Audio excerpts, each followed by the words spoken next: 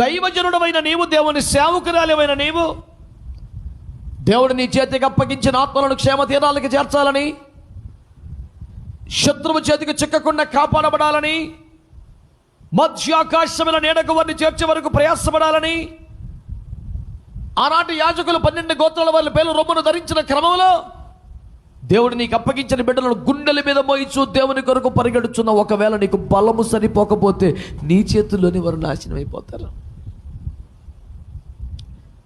నీకు బలం సరిపోకపోతే, నీ ఆత్మలో, నీ భక్తిలో, నీ ప్రార్థనలో నీకు బలం సరిపోకపోతే వారిని నువ్వు క్షేమంగా ఒడ్డుకు చేర్చలేవు.